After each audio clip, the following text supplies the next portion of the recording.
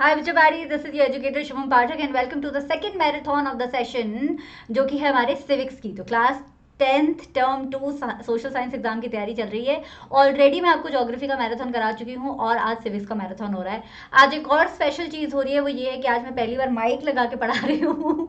तो I have taken your advice and I have bought a mike and let's see how the session goes. मेरे को comment में बताना ज़रूर कि माइक के साथ बेटर आवाज़ आ रही है या माइक के बिना बेटर आवाज़ आ रही थी। ठीक है, चलो स्टार्ट करते हैं फुल सिविक्स रिविजन। तो आज की क्लास में मैं आपको political parties word to word पढ़ाने वाली हूँ एनसीईआरटी का।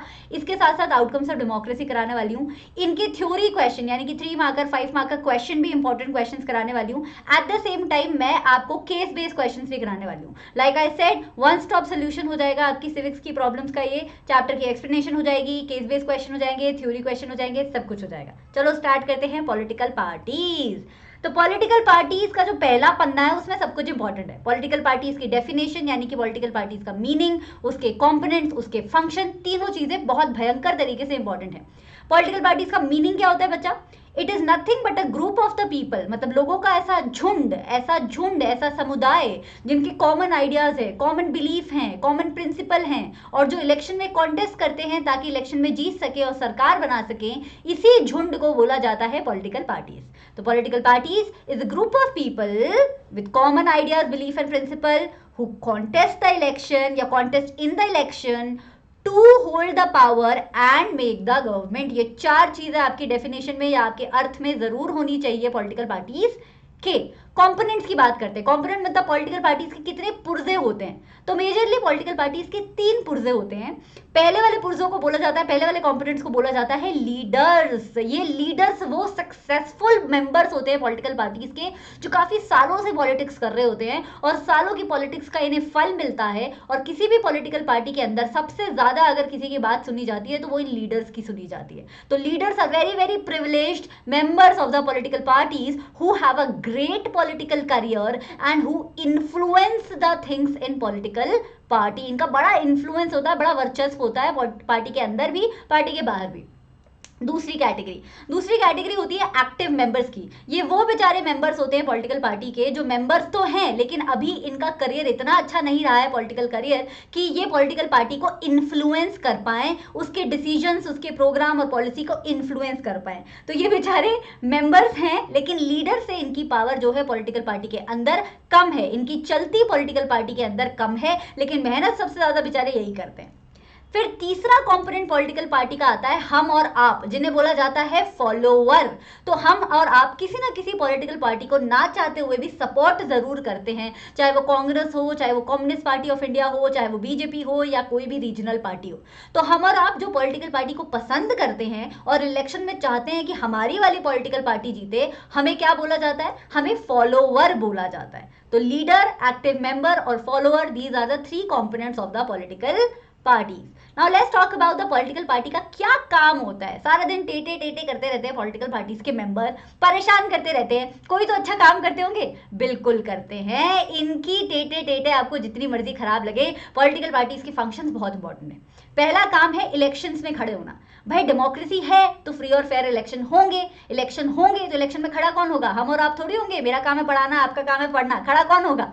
पार्टी और पार्टी के मेंबर खड़े होंगे। तो these people contest the election और ये कोशिश पूरी करते हैं कि इलेक्शन जीत जाए और सरकार बना पाए, लेकिन कभी जीतते हैं कभी नहीं जीतते हैं। दूसरा काम है they put forward different policies and program. By chance किसी भी पॉलिटिकल पार्टी का कोई कैंडिडेट जीत गया, कोई एमपी बन गया, कोई एमएलए बन गया, चीफ मिनिस्टर बन गया, प्रधानमंत्री बन गई, जो मन में आए बन गए, राइट? अब वो क्या करेंगे? वो देश के लिए प्रोग्राम और पॉलिसीज बनाएंगे। अगर देश के लिए नहीं बनाएंगे तो पॉलिटिकल पार्टी के अंदर पॉलिटिकल पार्टीज के प्रोग्राम और पॉलिसीज बनाएंगे, है ना? तो ये प्रोग्राम और पॉलिसी किसे डायरेक्टली इफेक्ट करते हैं? जनता जनार्दन को डायरेक्टली इफेक्ट करते हैं। तो हो गया ना इंपॉर्टेंट फंक्शन।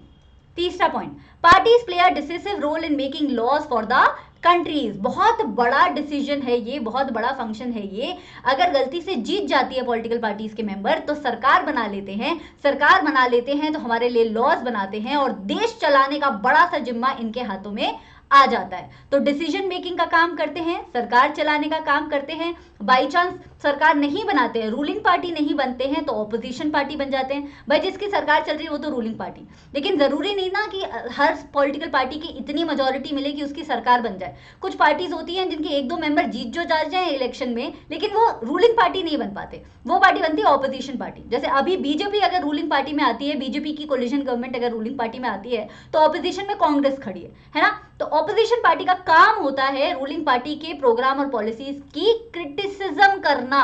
कोई भी गलती अगर उन्हें दिखे रूलिंग पार्टी के प्रोग्राम पॉलिसीज में, तो उसको जनता के सामने लाना, ताकि पॉलिटिकल पार्टीज कहीं पावर में अंधी ना हो जाए, रूलिंग पार्टी कहीं पावर में अंधी ना हो जाए, अपना काम बराबर करती रहे, डेमोक्रेसी बेहतर होती रहे। ठीक है।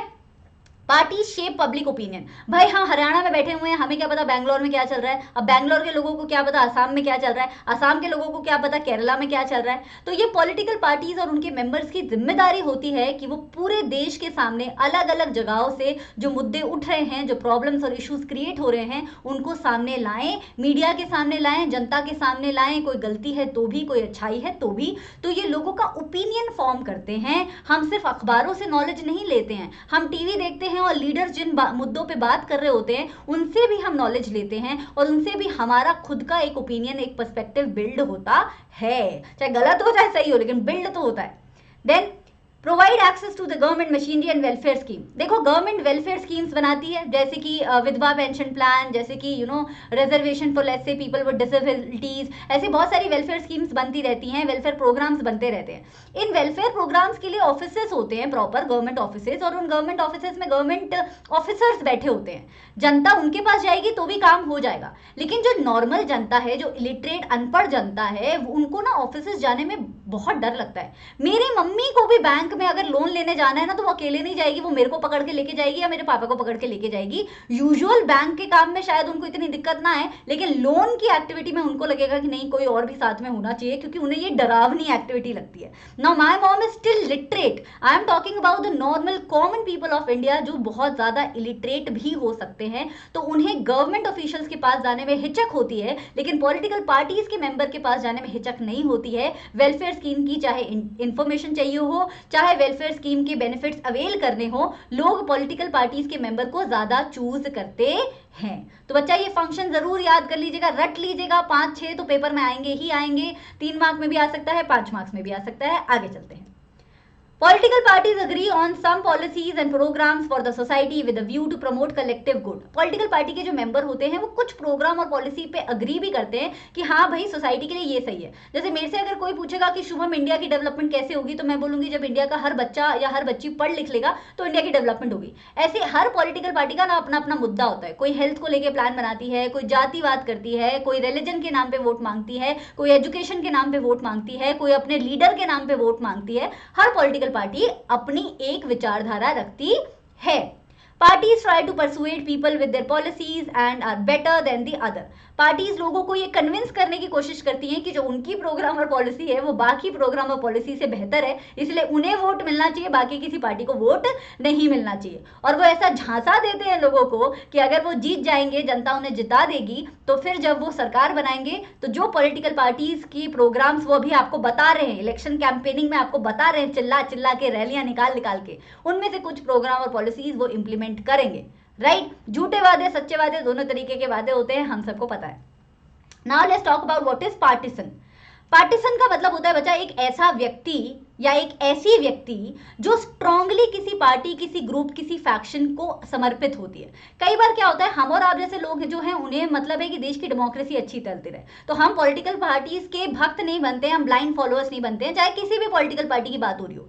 कभी कभी लोग जो है स्टॉन्च बिलीवर बन जाते हैं, स्ट्रांगली कमिट हो जाते हैं पॉलिटिकल पार्टीज से, तो ना तो उन्हें पॉलिटिकल पार्टीज की अच्छाइयाँ बुराइयां दिखनी ही बंद हो जाती हैं, सिर्फ अच्छाइयाँ अच्छाइयाँ दिखती हैं, बुराइयों में भी अच्छाइयाँ दिखती हैं। ऐसी सिचुएशन सोसाइटी के लिए अच्छी नहीं होती। तो ये एक डीमेरिट है पॉलिटिकल पार्टीज का कि बहुत ज्यादा पॉलिटिकल पार्टीज होती हैं तो सोसाइटी फ्रैक्शंस में बढ़ जाती है, क्योंकि हर एक पॉलिटिकल पार्टीज के अपने अपने स्टॉन्च बिलीवर्स हो जाते हैं। फिर वो स्टॉन्च बिलीवर, जबरदस्त बिलीवर क्या करते हैं, आपस में लड़ते रहते हैं, आपस में वायलेंस क्रिएट करते रहते हैं। तो सोसाइटी में पार्टीसनशिप हो जाता है, मतलब कि फैक्शनलिज्म हो जाता है, सोसाइटी का बंटवारा हो जाता है पॉलिटिकल पार्टीज के फॉलोअर्स के नाम पे।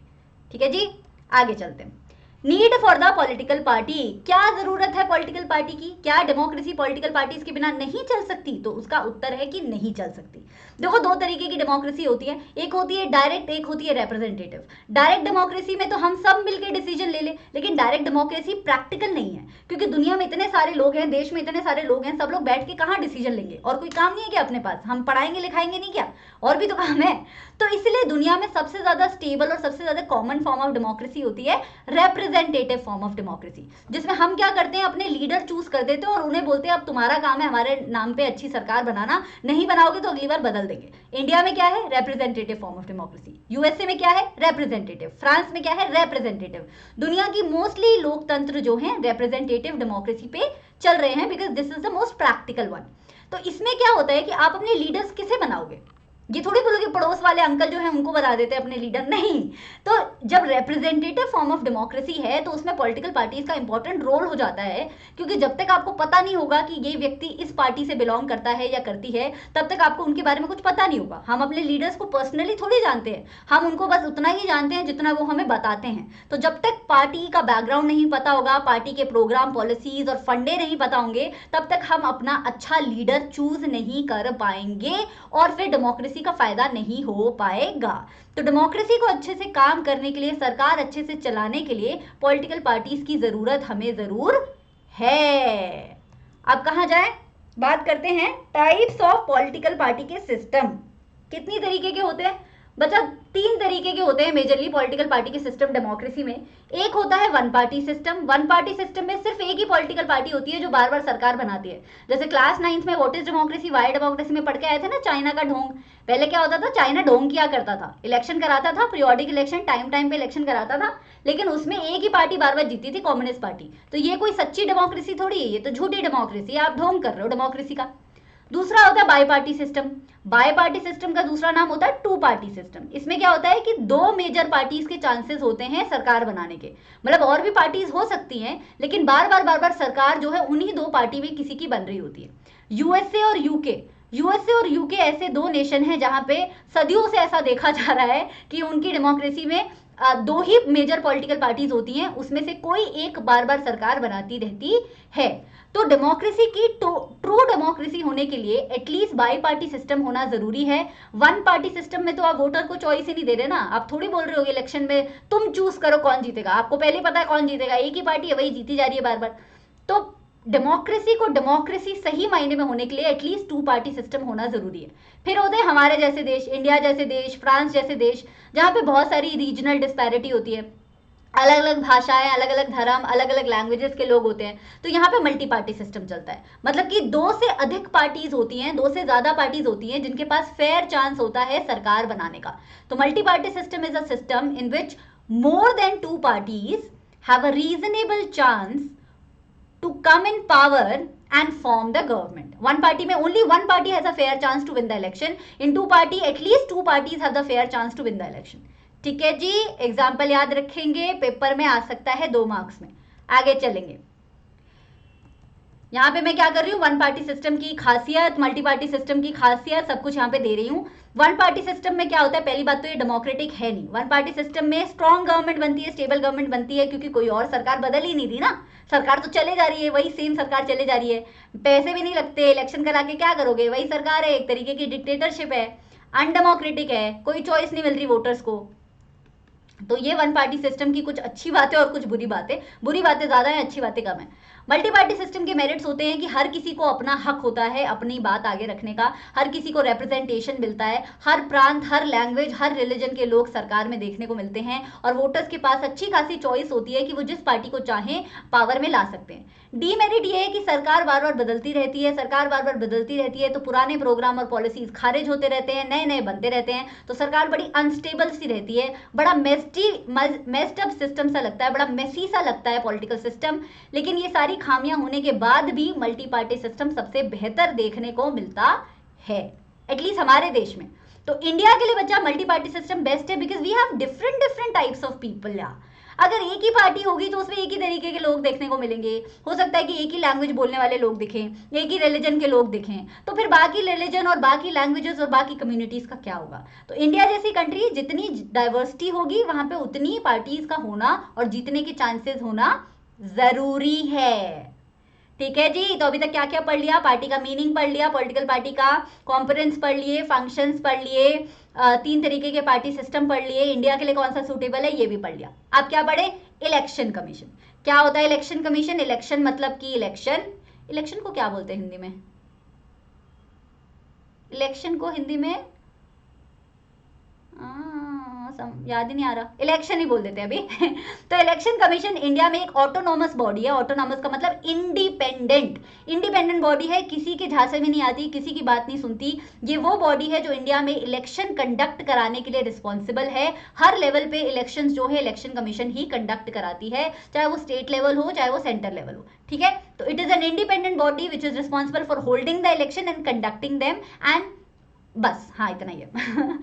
तो अगर आप पॉलिटिकल पार्टी बनाना चाहते हो इंडिया में, डेमोक्रेटिक इंडिया में पॉलिटिकल पार्टी बनाना चाहते हो, तो आपको अपनी पार्टी का रजिस्ट्रेशन कराना पड़ेगा। सिंपल सा एग्जांपल, अगर आप स्कूल में पढ़ना चाहते हो, आपको दाखिला कराना पड़ेगा, पहले स्कूल में एडमिशन लेना पड़ेगा। तो अगर आप पॉलिटिकल पार्टी इलेक्शन में खड़ा होना चाहते हो तो इलेक्शन कमीशन के साथ आप रजिस्ट्रेशन कराओगे। लेकिन स्कूल में दाखिल होने वाला हर बच्चा टॉपर बन जाए ऐसा तो नहीं होता है। कुछ बच्चे टॉपर नहीं बनते हैं, कुछ बच्चे टॉपर बन जाते हैं। उसी तरीके से हर एक पार्टी जो इलेक्शन कमीशन के साथ अपने आप को रजिस्टर कराती है वो रिकग्नाइज पार्टी नहीं बनती है। वो रजिस्टर्ड पार्टी सारी पार्टीज होती हैं, लेकिन रिकग्नाइज पार्टीज कुछ ही होती हैं। रिकग्नाइज पार्टीज के लिए आपको क्राइटेरिया फुलफिल करना पड़ता है। रिकग्नाइज पार्टीज को election commission unique symbol provide करती है। वो यूनिक सिंबल कोई और पार्टी जो है यूज नहीं कर सकती है। For example Bharatiya Janata party, for example Indian national Congress, इन्हें मिला हुआ है ना चुनाव चिन्ह, हाथ मिला हुआ है, पंजा मिला हुआ है, कमल का फूल मिला हुआ है। ये सिंबल कोई और पॉलिटिकल पार्टी इस्तेमाल नहीं कर सकती, क्योंकि ये पार्टीज जो हैं रिकग्नाइज्ड पार्टी हैं, सिर्फ रजिस्टर्ड पार्टीज नहीं हैं। ये क्लास के टॉपर हैं, राइट। आगे चलते हैं, types of the political party. तो 2 तरीके की रिकग्नाइज पार्टीज देखने को मिलती हैं, एक होती है नेशनल पार्टीज, एक होती है स्टेट पार्टीज। आप जानते हो कि हमारे इंडिया में फेडरलिज्म फॉलो होता है, स्टेट लेवल पे भी सरकार बनती है, सेंट्रल लेवल पे भी सरकार बनती है। तो नेशनल पॉलिटिकल पार्टीज वो पार्टीज होती हैं जिनके नेशनल लेवल पे सरकार बनाने के चांसेस होते हैं। स्टेट पॉलिटिकल पार्टीज वो पार्टीज होती हैं जिनके स्टेट लेवल पे सरकार बनाने के चांसेस होते हैं। क्राइटेरिया देख लेते हैं, जैसे टॉपर बनने के लिए क्या क्राइटेरिया फुलफिल करना पड़ता है कि आपको सबसे ज्यादा मार्क्स डालने पड़ेंगे, उसी तरीके से नेशनल पार्टी और स्टेट पार्टी बनने के लिए भी आपको 2 क्राइटेरिया अलग अलग फॉलो करने पड़ते हैं। नेशनल पॉलिटिकल पार्टी वाला क्राइटेरिया ध्यान से सुनना, ये थोड़ा क्या है, मेसी है। स्टेट पॉलिटिकल पार्टी वाला फिर भी सिंपल है। पहले मैं आपको नेशनल पॉलिटिकल पार्टी वाला बता देती हूँ। ओके, तो नेशनल पॉलिटिकल पार्टी के लिए या तो 6% वोट्स होने चाहिए आपकी लोकसभा इलेक्शन में आपकी पार्टी के। भाई लोकसभा इलेक्शंस होते हैं ना, लोकसभा इलेक्शन का दूसरा नाम क्या होता था, क्लास 9th में पढ़ के आए हो, जनरल इलेक्शन, है ना। तो जनरल इलेक्शंस में या तो 6% वोट आपकी पार्टी जीते, या फिर असेंबली इलेक्शन में किसी 4 असेंबली इलेक्शंस में जीते।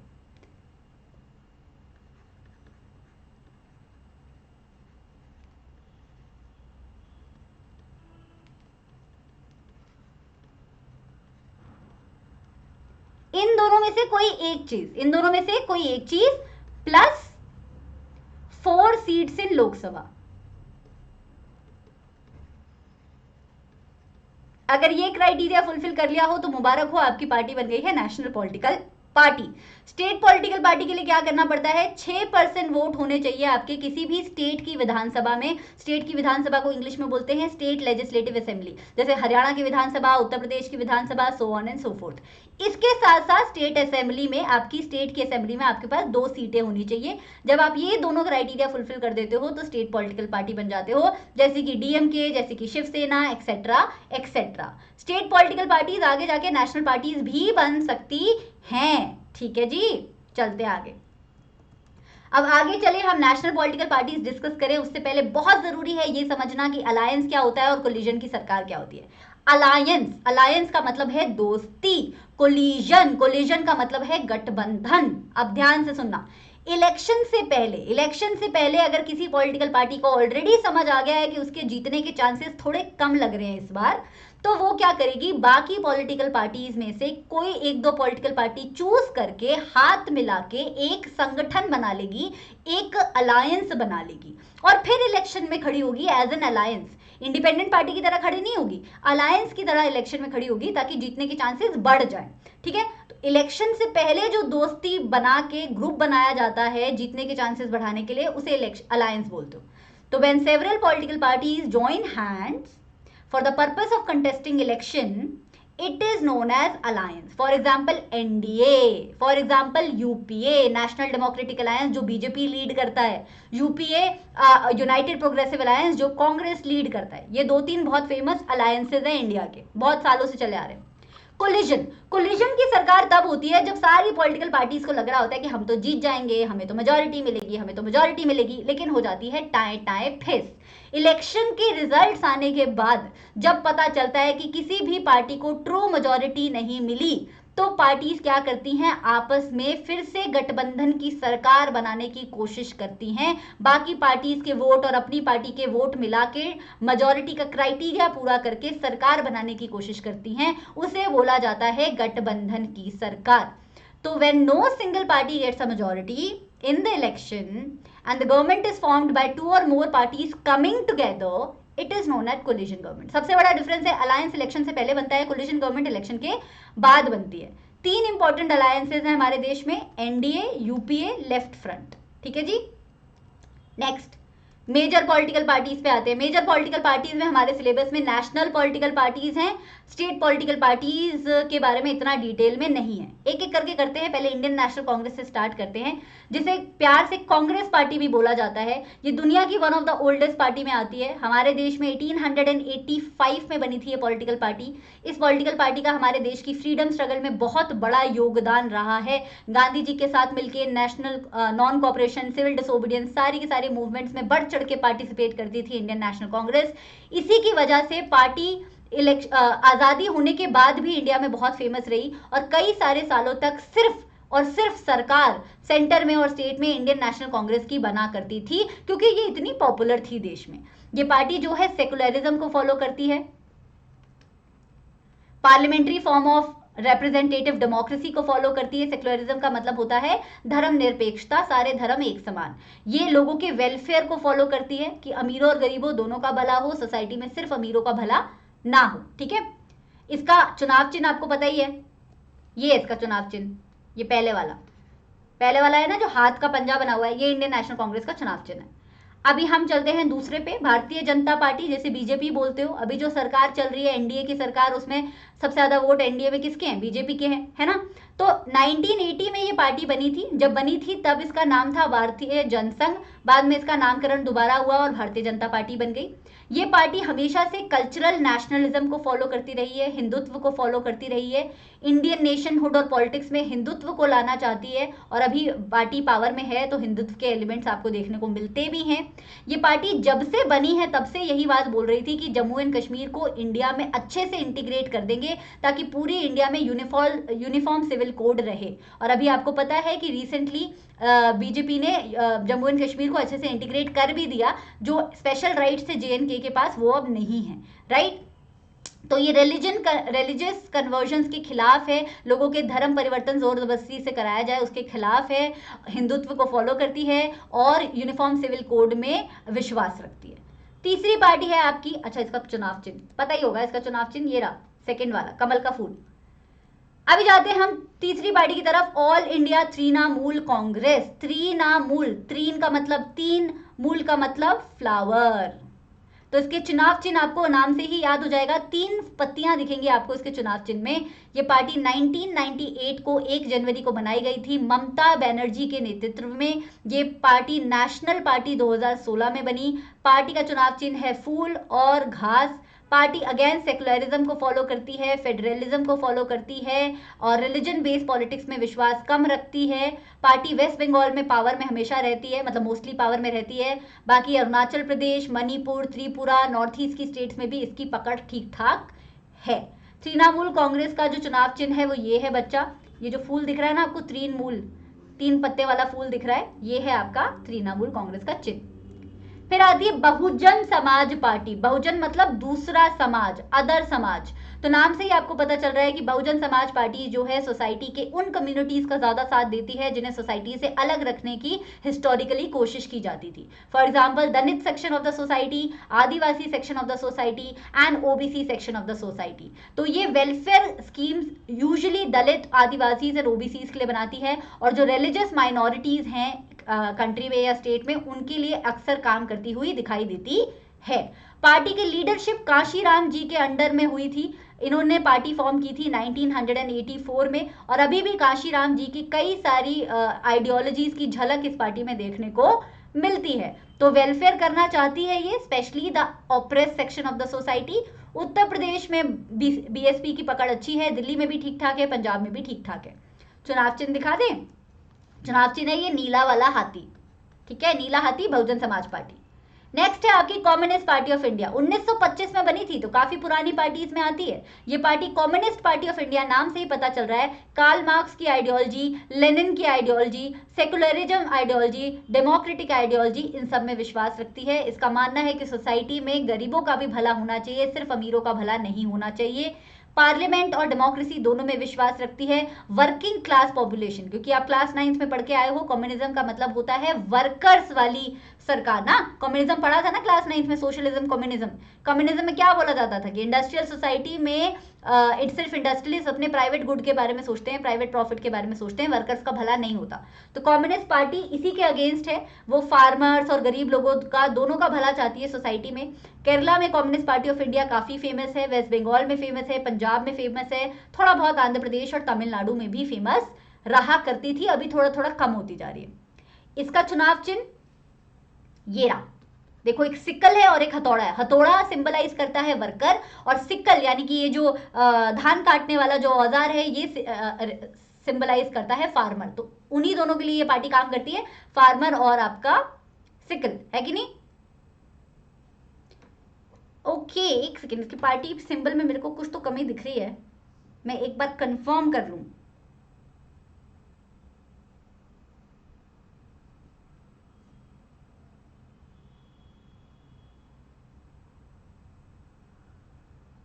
है ना? हाँ, ये पार्टी में थोड़ी सी सिंबल में ये CPIM का है बच्चा। CPI में क्या होता है कि एक सिक्कल होता है और सिक्कल के पीछे धान देखने को मिल रही होती है, तो धान सिंबल होता है आपका खेती का, ठीक है। चलो आगे चलते हैं। Communist party of India, Marxist. तो ये पार्टी पहले कम्युनिस्ट पार्टी ऑफ इंडिया का ही हिस्सा हुआ करती थी, इस पार्टी के मेंबर उसी का हिस्सा हुआ करते थे।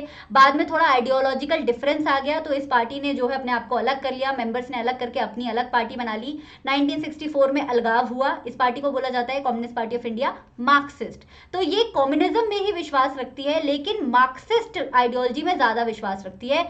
Socialism, secularism, democracy, imperialism, communalism के खिलाफ है, और सोशलिज्म, सेकुलरिज्म, डेमोक्रेसी के प्रो है। तो कम्युनिस्ट पार्टी ऑफ इंडिया ना बच्चा थोड़ा मेलो रहती है, communist party of India Marxist थोड़ा प्रो रेडिकल अप्रोच रखती है। दोनों में फर्क बस अप्रोच का है, फर्क बस काम करने के तरीके का है, आप ये बात याद रखना। Communist party of India Marxist ये बोलती है कि डेमोक्रेटिक इलेक्शन बहुत अच्छी चीज है, डेमोक्रेटिक इलेक्शन से इंडिया में सोशल और इकोनॉमिक जस्टिस लाया जा सकता है, अमीरी और गरीबी का और जात पात का भेदभाव हटाया जा सकता है। तो CPIM भी वेस्ट बंगाल, केरला और त्रिपुरा, ये 3 स्टेट्स हैं जहां पे कम्युनिज्म काफी अच्छा फेमस रहता है, तो यहाँ पे CPIM की पकड़ देखने को मिलती है। लास्ट है नेशनलिस्ट कांग्रेस पार्टी यानी कि NCP। NCP 1999 में बनी थी। एनसीपी के मेंबर्स भी पहले इंडियन नेशनल कांग्रेस का ही पार्ट हुआ करते थे। आइडियोलॉजिकल डिफरेंसेस की वजह से ये लोग अलग हो गए। ये पार्टी भी डेमोक्रेसी को सपोर्ट करती है, गांधी जी की फिलॉसफी को, गांधी जी की जो फिलॉसफी थी रिलीजन से रिलेटेड, उसको सपोर्ट करती है, फेडरलिज्म को सपोर्ट करती है, सोसाइटी में जस्टिस होना चाहिए इस बात को सपोर्ट करती है, और इक्विटी होना चाहिए। बच्चा इक्वालिटी होता है मतलब सबको समान चीजें दे दो, इक्विटी होता है जिसको जितनी जरूरत है उतनी चीजें दो। अगर औरतों को ज्यादा चीजों की जरूरत है तो ज्यादा दो, अगर ऑपरेस सेक्शन को ज्यादा चाहिए तो ज्यादा दो। तो ये इक्विटी में विश्वास रखती है। महाराष्ट्र में थोड़ी बहुत पकड़ है, बाकी थोड़ी मेघालय, मणिपुर और आसाम में। That's your nationalist Congress party. इसका चुनाव चिन्ह ये रहा, घड़ी, ठीक है। तो सीपीआईएम का भी चुनाव चिन्ह पता चल गया, सीपीआई का पता चल गया, आईएनसी हो गया, बीजेपी हो गया, बीएसपी हो गया और आपका तृणमूल कांग्रेस भी हो गया। अभी आगे चलते हैं, चैलेंजेस टू पॉलिटिकल पार्टीज को पढ़ते हैं। चैलेंजेस से पहले एक और टॉपिक है आपकी किताब में जिसका नाम है रीजनल पॉलिटिकल पार्टीज।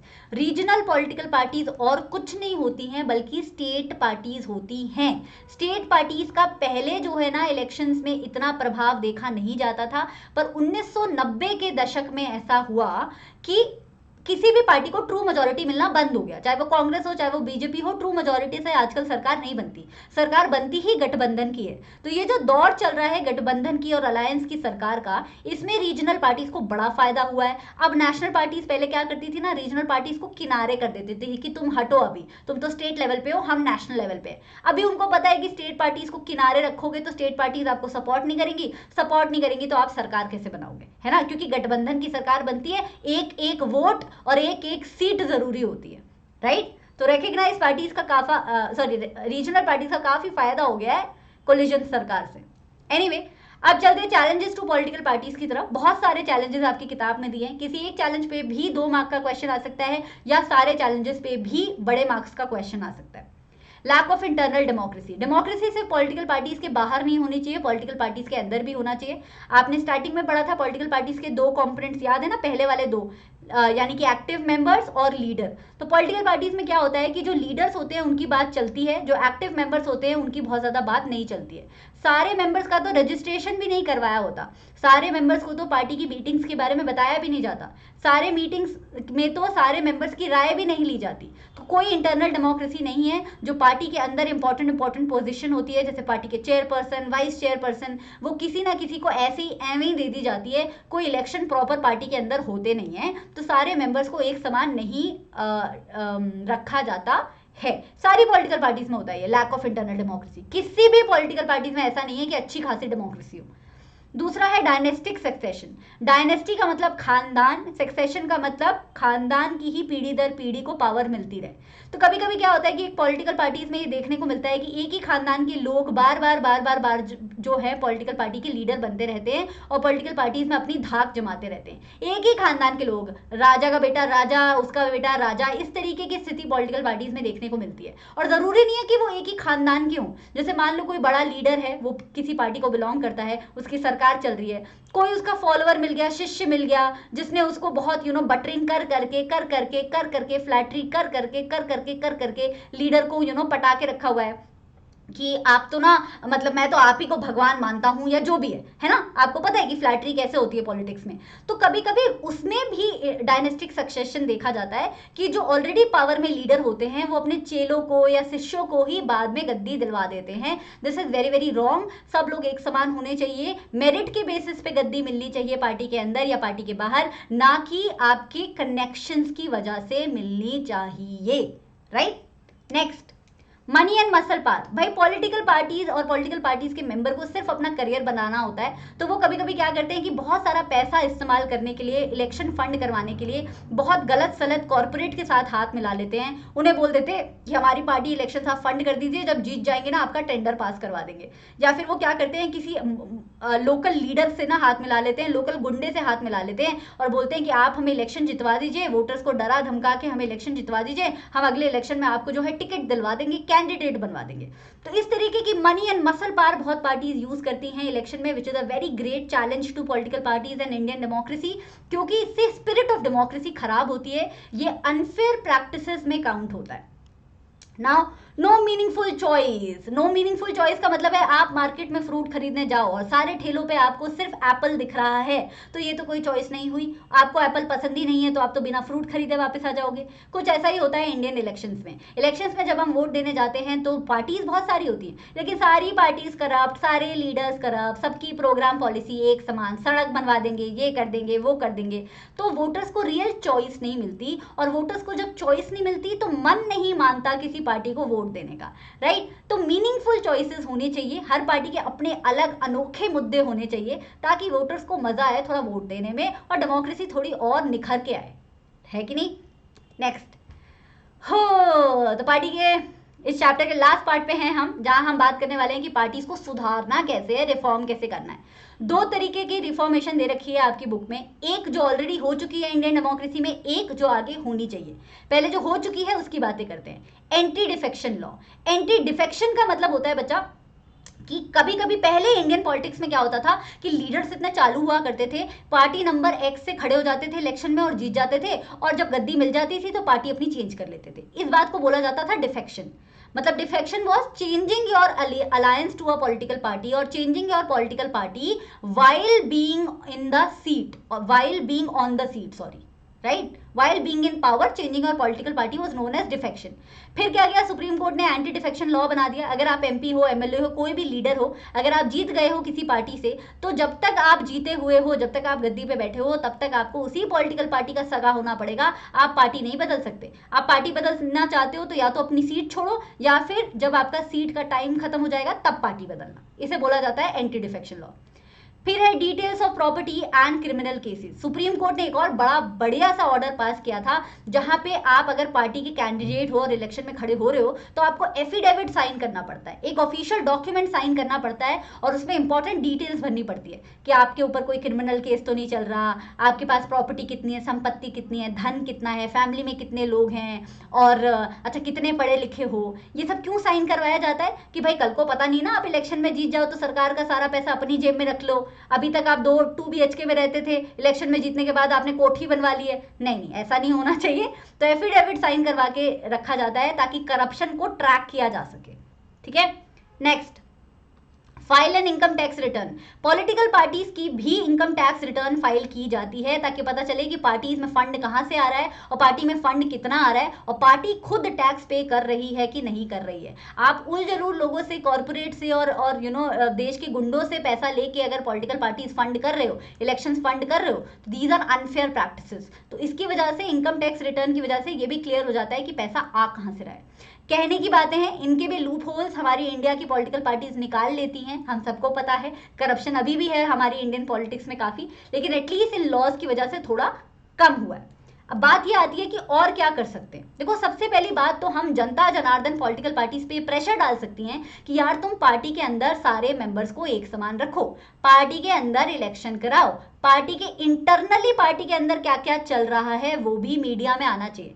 मीडिया में अक्सर क्या आता है कि पार्टी के बाहर क्या चल रहा है, पार्टी के अंदर क्या खिचड़ी पक रही है वो तो हमें आता नहीं। पार्टी की जो मीटिंग्स होती रहती हैं बंद कमरों में, वो तो हमें पता चलती नहीं, वहां क्या बात होती है हमें क्या पता, है ना। Minimum number of tickets to women. अब विमेन को भी रिजर्वेशन दे देना चाहिए भाई। अगर आप चाहते हो कि संसद में ज्यादा औरतें बैठें तो पॉलिटिकल पार्टीज में भी तो ज्यादा विमेन मेंबर होने चाहिए ना। तो अगर आप अपनी पॉलिटिकल पार्टी में 1/3 हिस्सा औरतों के लिए रख दोगे, 1/3 हिस्सा, तो फिर वो ज्यादा एमपी और एमएलए भी बनने लगेंगी। आप पार्टी में ही औरतों को जगह नहीं देते हो तो इसीलिए वो पार्लियामेंट में भी नहीं दिखाई देती हैं या कम दिखाई देती हैं। पार्टीज के अंदर भी होना चाहिए, क्या कहते हैं, reservation for women. There should be state funding of election. सरकार को ही फंड कर देने चाहिए इलेक्शन की, भाई ये 25,000 रुपए सबको, 25 जो भी है, मतलब जो भी अमाउंट है आपको सबको इक्वल अमाउंट मिलेगा इलेक्शन कैंपेनिंग का, ताकि पता चलता रहे कि सबने इक्वल अमाउंट स्पेंड किया है। कई पार्टीज होती हैं वो इतनी रहीस पार्टीज होती हैं कि वो ना पार्टीज में करोड़ों करोड़ों रुपए खर्च करती हैं। तो ऑब्वियसली पैसा ज्यादा खर्च करोगे, मार्केटिंग ज्यादा करोगे तो जीतने के चांसेस बढ़ जाएंगे, है ना। तो सबको अगर समान पैसा मिलेगा तो जीतने के चांसेस क्या रहेंगे, इक्वल रहेंगे। नाउ इससे पहले कि हम आउटकम्स ऑफ डेमोक्रेसी पे जाएं, जल्दी से 2 क्वेश्चंस कर लेते हैं। पहला क्वेश्चन है, कोई तरीका बताओ जिससे public participation in political parties को इनहैंस किया जाए। क्या लोग अपना पार्टिसिपेशन पॉलिटिकल पार्टी और क्वालिटी ऑफ डेमोक्रेसी को बढ़ाने के लिए इनहैंस कर सकते हैं? बिल्कुल कर सकते हैं। जनता प्रोटेस्ट कर सकती है, जनता एजिटेशन कर सकती है, जनता डेमोक्रेसी में आवाज उठा सकती है। ये आवाज कोई छोटी बात नहीं है, आवाज उठाना सबसे ब्रेव बात है डेमोक्रेसी में। तो जनता आवाज उठा सकती है जहां पे भी उसे कोई गलती दिखती है। ऑर्डिनरी सिटीजन भी प्रेशर ग्रुप का पार्ट बन सकते हैं और प्रेशर ग्रुप का पार्ट बनके सरकार पे प्रेशर डाल सकते हैं। कोई मुद्दा अगर आपको लगता है आपके शहर में, आपकी स्टेट में, आपके देश में इंपॉर्टेंट है तो उठाओ ना आवाज। प्रेशर ग्रुप के तहत आप सरकार पे बनाओ, दबाव डालो कि सरकार आप इस मुद्दे पे काम क्यों नहीं कर रहे। सरकार आखिर है क्या, हमारे लिए काम करने वाले लीडर्स हैं। हमने ही तो इलेक्ट करके बोला है कि हमारे लिए काम करो। जब हमारा ही काम नहीं कर रहे तो फिर क्या फायदा, है ना। तो हम दबाव बना के रख सकते हैं लीडर्स पे और पॉलिटिकल पार्टीज पे और रूलिंग गवर्नमेंट पे भी। रूलिंग गवर्नमेंट पे भी दबाव बनाना चाहिए, बल्कि उन्हीं पे बनाना चाहिए, क्योंकि तभी तो काम होगा, है ना भाई। Next question, why can't modern democracies exist without the political parties? Modern democracy political parties के साथ एग्जिस्ट इसलिए नहीं कर सकती, इसके बिना एग्जिस्ट इसलिए नहीं कर सकती क्योंकि democracy usually representative form of होती है। वहां पे इलेक्शन इंडिपेंडेंट लड़ना बहुत मुश्किल होता है, इंडिपेंडेंट तरीके से इलेक्शन जीतना बहुत मुश्किल होता है। अगर इंडिपेंडेंट तरीके से इलेक्शन लड़ेंगे तो हो सकता है ना जीते, और हो सकता है अनस्टेबल रहे गवर्नमेंट, और आप इंडिपेंडेंट किस तरीके की प्रोग्राम और पॉलिसी बनाओगे जनता को क्या पता। जनता को पॉलिटिकल पार्टी पता होता है, पॉलिटिकल पार्टी की हिस्ट्री पता होता है, तो जनता का थोड़ा विश्वास बना रहता है कि अच्छा ये लीडर इस पार्टी से है तो हमारा काम तो हो ही जाएगा, है ना। ये पहले भी एक्सप्लेन किया था, वही आंसर है। केस बेस्ड क्वेश्चन कर लें इस चैप्टर के, जल्दी से कर लेते हैं। केस बेस्ड क्वेश्चन पहला है, इसी चैप्टर के केसेस हैं ये। अगर बहुत सारी पॉलिटिकल पार्टीज आपस में कंपीट करेंगी पावर के लिए, और 2 से अधिक पार्टी का रीजनेबल चांस है पावर में आने का, या अलायंस बना के सरकार बनाने का, तो इस सिस्टम को मल्टी पार्टी सिस्टम बोला जाता है। इंडिया में मल्टी पार्टी सिस्टम है। इस सिस्टम में गवर्नमेंट जो है वेरियस पॉलिटिकल पार्टीज द्वारा बनाई जाती है कोलिजन की सरकार बना के। जब खूब सारी political party multi party system में हाथ जोड़ के कंटेस्ट करती हैं इलेक्शन और जीतने की तैयारी करती हैं, तो अलायंस बोलते हैं। In India, there were 3 such major alliances in 2004. One was NDA, one was UPA, one was Left Front. Multi party system बहुत मेसी देखने में लगता है, लेकिन और पॉलिटिकल इंस्टेबिलिटी भी इससे आती है, लेकिन इंडिया के लिए यही सूटेबल है। सवाल करते हैं, What do you mean by multi-party system? यहाँ पे डेफिनेशन मिल गई आपको। It is a system in which more than 2 parties have a reasonable chance to win the elections and make the government. For example, India, France, New Zealand, etc. एक अच्छी बात बताओ multi party system की, इसमें variety मिलती है, सबको बोलने का हक मिलता है। एक बुरी बात बताओ मल्टी पार्टी सिस्टम की, इससे पॉलिटिकल इंस्टेबिलिटी आती है, थोड़ा मेस्ड अप दिखता है देखने में। रीजंस बताओ मल्टी पार्टी सिस्टम के इंडिया में एक्सेप्ट होने के। देखो भाई, इंडिया में बहुत सारे रिप्रेजेंटेशन की जरूरत है, अलग अलग तरीके के लोग हैं, अलग अलग तरीके के डिफरेंसेस हैं। इन सारे लोगों को रिप्रेजेंटेशन तभी मिलेगा जब हर तरीके की पॉलिटिकल पार्टीज के जीतने के इक्वल चांसेस होंगे, right. Because we have a lot of social and geographical diversity in our nation. Next, एक और केस कर लेते हैं। A political party is a group of people who come together to contest election and hold power in the government. वो agree करते हैं कुछ programme और पॉलिसीज पे फॉर द सोसाइटी, और इसी व्यू के साथ वो कलेक्टिव गुड को प्रमोट करते हैं। काफी सारे डिफरेंट व्यूज हो सकते हैं सोसाइटी के कलेक्टिव गुड के, इसलिए पार्टीज लोगों को ये ट्राई करती हैं ये विश्वास दिलाने का कि जो उनका तरीका है सोसाइटी में भला करने का वही सबसे बेस्ट है। वो क्या करती हैं, जब वो जीत जाती हैं तो इन्हीं प्रोग्राम और पॉलिसीज को इंप्लीमेंट करने की कोशिश करती हैं लोगों के सपोर्ट के साथ। एक तरीके से पॉलिटिकल पार्टीज सोसाइटी के फंडामेंटल डिवीजन को रिफ्लेक्ट करती हैं। Parties are about a part of the society and thus they involve पार्टीसनशिप। इसी की वजह से सोसाइटी में पार्टीसनशिप आ जाता है। क्या होता है कि एक पार्टी जो किसी पार्ट के लिए, सोसाइटी के किसी एक मुद्दे के लिए स्टैंड करती है, उसके फॉलोअर्स भी उसी मुद्दे को सपोर्ट करने लगते हैं, और इसी से सोसाइटी जो है पार्ट्स में बट जाती है। एक पॉलिटिकल पार्टी के 3 कंपोनेंट्स होते हैं, लीडर, एक्टिव मेंबर और फॉलोअर। पॉलिटिकल पार्टी जीतेगी कि नहीं जीतेगी ये इसी बात पे डिपेंड करता है कि रिप्रेजेंटेटिव डेमोक्रेसी होगी कि नहीं। As we have seen, large scale societies need representative society democracy. जितनी बड़ी सोसाइटी होगी उतना ज़्यादा ज़रूरत है representative democracy का। As societies become large and complex, जैसे जैसे सोसाइटीज बढ़ती जाती हैं, देश बढ़ता जाता है, वैसे वैसे कुछ और चीज़ों की ज़रूरत पड़ने लग जाती है सरकार बनाने के लिए। Same way to bring it. They needed some way to bring various representatives together so that the responsible government could be formed. They needed a mechanism to support or restrain the government, make policies, justify or oppose them. Political parties fulfill these needs that every representative government has. We can say that parties are a necessary condition for democracy. तो जितनी बड़ी society होगी उतने सारे मुद्दों को representation चाहिए होगा, उतनी सारी पॉलिटिकल पार्टीज की जरूरत पड़ेगी। तो हम एक तरीके से बोल सकते हैं कि डेमोक्रेसी में पॉलिटिकल पार्टीज की जरूरत बिल्कुल होती है। ठीक है जी। क्वेश्चन, पॉलिटिकल पार्टी का मतलब a group of people who come together to contest an election and win the election and form the government. 2 function, election में जीतना और प्रोग्राम और पॉलिसी बनाना लोगों के लिए। What do you understand by the term partisan? Partisan का मतलब एक ऐसा व्यक्ति जो किसी पार्टी को बहुत ज्यादा शिद्दत से सपोर्ट करता है। पार्टीसनशिप का मतलब एक ऐसी टेंडेंसी जिसमें लोग जो हैं पॉलिटिकल पार्टीज की साइड लेते लेते सोसाइटी का बंटवारा करना शुरू कर देते हैं। नेक्स्ट, अब आ गए हम आउटकम्स ऑफ डेमोक्रेसी पे। जल्दी से आउटकम्स ऑफ डेमोक्रेसी को खत्म करने की कोशिश करेंगे ताकि आपकी सिविक्स की revision as less as possible time में पूरी हो सके। याद रखना कि कल जो है हम हिस्ट्री और आपकी इकोनॉमिक्स की रिवीजन करने वाले हैं। सिविक्स की ऑलरेडी मैं इसी चैनल पे करा चुकी हूँ। Outcomes of democracy, analyse 3 values that make democracy better. बच्चा ये वो चैप्टर है जिसके लिए मैं आपको हमेशा राय दूंगी कि एनसीईआरटी पढ़ना छोड़ो, इसमें क्वेश्चन जितने हो सके उतना ज्यादा लगा लो, क्योंकि एनसीईआरटी पढ़ के भी हमें आंसर में क्या लिखना है इस चैप्टर में समझ आता नहीं है। ठीक है, पहला पेज जो है इस चैप्टर का, उस पे जो एक अच्छी बात लिखी है वो बस ये है कि डेमोक्रेसी कैसे अच्छी तरीके की सरकार है। देखो सरकार चलाने के बहुत तरीके होते हैं। एक होती है मोनार्की जिसमें राजा रूल करता है, एक होती है डिक्टेटरशिप जिसमें डिक्टेटर रूल करता है या करती है, एक होती है डेमोक्रेसी जिसमें लोग रूल करते हैं, राइट। तो इन तीनों में से डेमोक्रेसी जो है सबसे बेहतर तरीके की सरकार है। क्यों? क्योंकि उसमें सिटीजन्स को पॉलिटिकल इक्वालिटी मिलती है, जैसे कि यूनिवर्सल एडल्ट फ्रेंचाइज, सबको वोटिंग का हक, इंडिविजुअल्स को रिस्पेक्ट और डिग्निटी मिलती है। डेमोक्रेटिक गवर्नमेंट जो है उसकी डिसीजन की क्वालिटी थोड़ी देर आती है लेकिन दुरुस्त आती है, क्वालिटी डिसीजन आता है, क्योंकि उसमें बहुत सारे मुद्दों का, बहुत सारे कम्युनिटीज का रिप्रेजेंटेशन इन्वॉल्व होता है।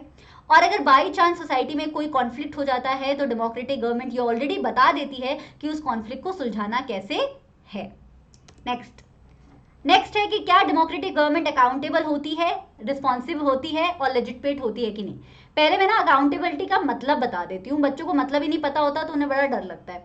देखो अकाउंटेबल का मतलब होता है कोई भी ऐसी वस्तु या कोई भी ऐसा व्यक्ति जिसे अपने एक्शंस को जस्टिफाई करना पड़ेगा। अगर गलत काम किया है तो भी जस्टिफाई करना पड़ेगा, और अगर सही काम किया है तो भी जस्टिफाई करना पड़ेगा। अपने सारे कर्मों को, अपने सारे डिसीजन को जस्टिफाई करना पड़ेगा, उनकी रिस्पॉन्सिबिलिटी लेनी पड़ेगी। अब सोचो, क्या डेमोक्रेटिक गवर्नमेंट अपने एक्शंस को जस्टिफाई करती है, अपने डिसीजंस की रिस्पॉन्सिबिलिटी लेती है? द आंसर इज थोड़ा लेती है, थोड़ा नहीं लेती है। समझते हैं। डेमोक्रेटिक गवर्नमेंट ये इंश्योर करती है कि सारे डिसीजंस प्रॉपर नॉर्म्स और प्रॉपर प्रोसीजर को फॉलो करके बने। क्यों? क्योंकि हमारे पास क्या होता है, संविधान होता है। डिक्टेटर तो अपने मनमानी करते हैं ना, मोनार्क भी अपनी मनमानी करते हैं, लेकिन डेमोक्रेटिक गवर्नमेंट किसके थ्रू चलती है? कॉन्स्टिट्यूशन के थ्रू चलती है। कॉन्स्टिट्यूशन में सब कुछ लिखा होता है, सारे रूल्स लिखे होते हैं।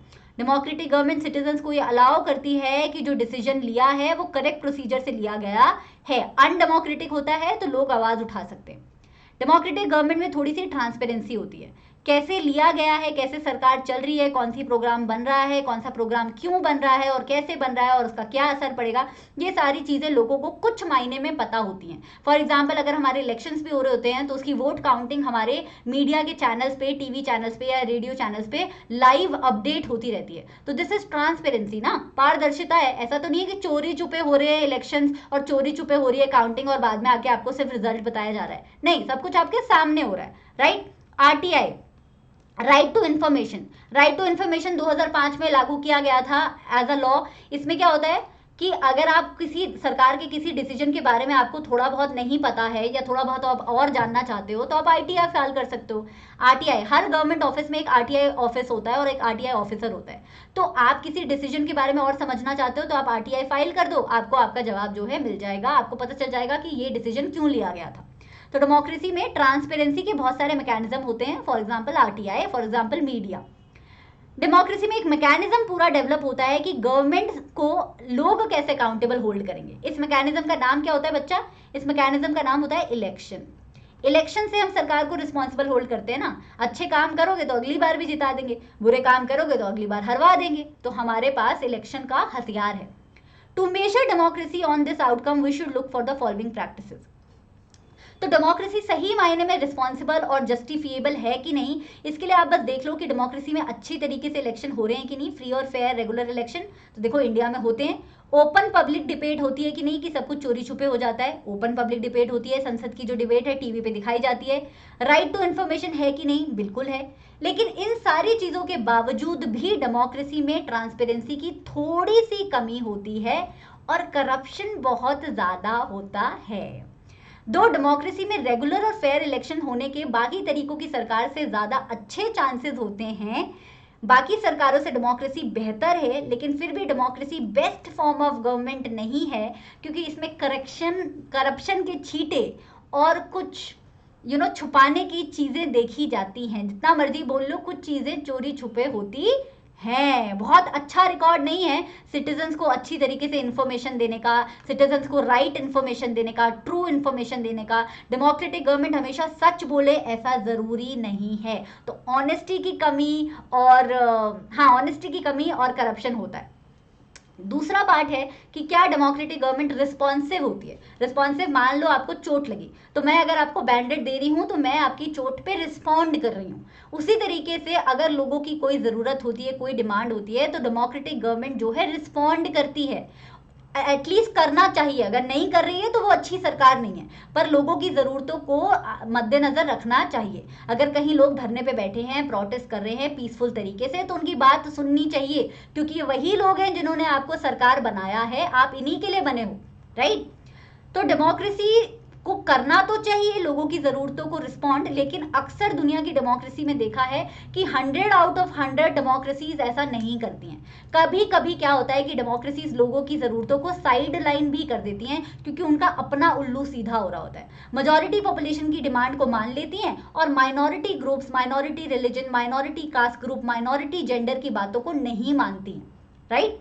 फॉर एग्जाम्पल, इंडिया की विमेन पॉलिटिशियंस कब से कह रही हैं कि विमेन रिजर्वेशन बिल को पास कर दो। 15-20 साल हो गए, संसद में अभी भी अटका पड़ा है। तो नहीं मान रही ना, सरकारें आ रही हैं, सरकारें जा रही हैं, लेकिन वो चीज़ वहीं की वहीं अटकी पड़ी है।